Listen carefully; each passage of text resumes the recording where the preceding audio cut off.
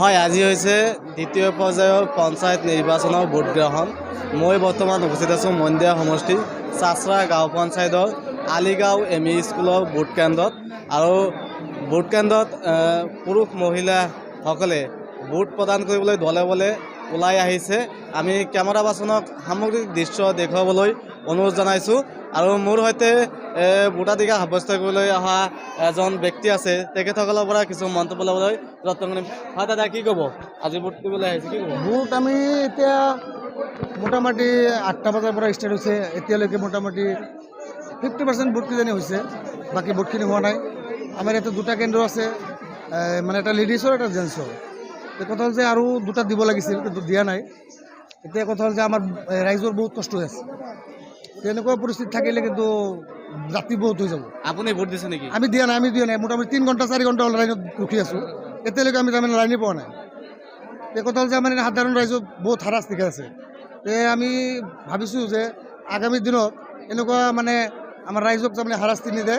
সেইকাৰণে আমাৰ এটা দাবী, তাৰমানে কেন্দ্ৰ আৰু এটা কৰিব লাগে, তাৰমানে ডাবল কৰিব লাগে। 2টা আছে, এটা লেডিছৰ কাৰণে আছে, এটা জেণ্টছৰ কাৰণে।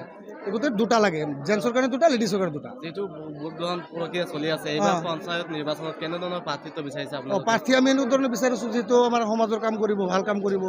আমাৰ সমাজৰ যুৱতীৰ যিবিলাক কিবা সমস্যা আছে সেইবিলাক মাৰিব। সেইটো হয়, তেখেতক ধন্যবাদ জনাইছোঁ। কিছু ব্যক্তি আছে ভোট সাব্যস্ত কৰি আছে, তেখেতসকলৰ পৰা কিছু মন্তব্য ল'ব কৰিম। হয় বাইদেউ, ভোট সাব্যস্ত কৰিবলৈ আহিছে, ভোট দিলে নে?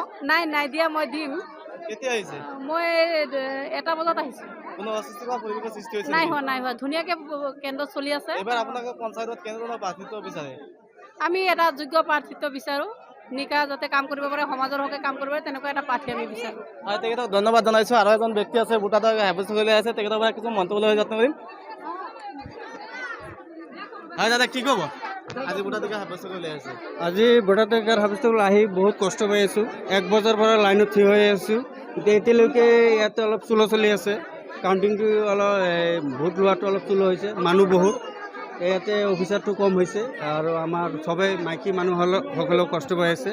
এইখিনি আৰু এইবাৰ পঞ্চায়তত কেনেধৰণৰ প্ৰাৰ্থিত্ব বিচাৰে আপোনালোকে? পঞ্চায়ত সুস্থ সবল প্ৰাৰ্থিত্ব বিচাৰোঁ আমি। নিকা প্ৰাৰ্থিত্ব লাগে, আমাক ভাল কাম কৰিব লাগে। এইখিনি আৰু এজন যুৱক আছে, তেখেতৰ পৰা কিছু মন্তব্য লৈ হয় দাদা, কি ক'ব? হয়, অসম চৰকাৰে যিটো পঞ্চায়ত নিৰ্বাচন পাতিছে, সেইটো পঞ্চায়ত নিৰ্বাচনৰ আমাৰ বিষয় বহুত যথেষ্ট পৰিমাণে কম হৈছে। আমাৰ ভোটদান কৰাত আমাৰ ব্যাঘাত জন্মিছে। আমাৰ লাইনত মানে যিটো আমাৰ 1200 ভোট আছে, তাতে মানে এজনকৈ পুলিং অফিচাৰ দিছে। তাতে চিকিউৰিটিটো নাহে, চিকিউৰিটি বোলা বস্তুটো নাহে, চিকিউৰিটি ভাইলেশ্যন হৈছে। আমি অসম চৰকাৰক গৰিহণা দিছোঁ এনেকৈ নিৰ্বাচন পতাৰ কাৰণে। যিকোনো খবৰৰ বাবে যোগাযোগ কৰক 7099017330 লগতে 7099017110 নম্বৰত।